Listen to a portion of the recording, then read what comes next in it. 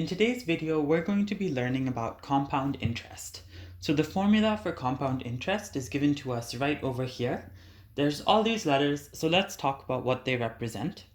A represents the future amount, so that will be the total value of your investment a certain number of years into the future. P represents the principal, and that's the initial amount of money that you invest. R represents the investment rate, and N represents the number of times that interest is compounded per year, and all these values should be provided to you in the question you're working with. T represents the number of years that your investment is going to last for. Okay, so now let's put all of these pieces together using a practice problem. We're going to work on this question over here. So it says, when you were born, your parents invested $5,000 to save up for your education. How much money will you have on your 18th birthday at 6% per annum compounded monthly? Whenever you see a question like this, it's always a good idea to pick out all the pieces of information that they've given you. So that's exactly what we're going to do. Let's see if they've given us the future amount.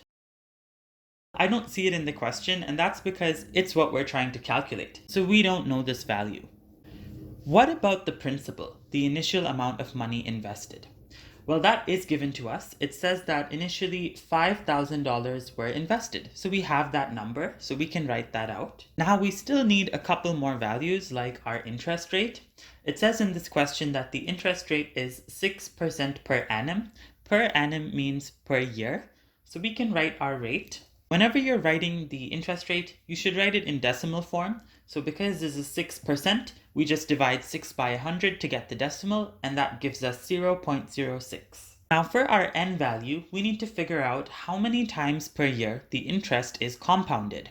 In this question, it says the interest is compounded monthly. So that means it's compounded 12 times in 1 year. So our n is going to be equal to 12. And the last value we need is time. The time is 18 years because it says we're waiting from when we're born till our 18th birthday. Now we can put all these values into our compound interest formula to calculate what the future value of the investment is. A is the value we're calculating, so I can just leave that as a variable for now. P was $5,000. 1 is just 1. Our interest rate was 0.06. Our N was 12. And then N at the top again, so 12 again, and then T, which was 18. So now we can put these values into our calculator and see what we get. 1 plus 0.06 divided by 12 gives me about 201 over 200. It's good to leave it in fraction form so that you get exact values. 12 times 18 is 216, and then I can put the rest of this equation into my calculator in one go. Alright, and now that I've multiplied all that together, I get a final future value of 14,683.83. And that's after rounding to 2 decimal places. So we can go ahead and write a statement for our question. On the 18th birthday, you would have $14,683.83. And that's all for this problem. Thank you so much for watching and good luck with your practice.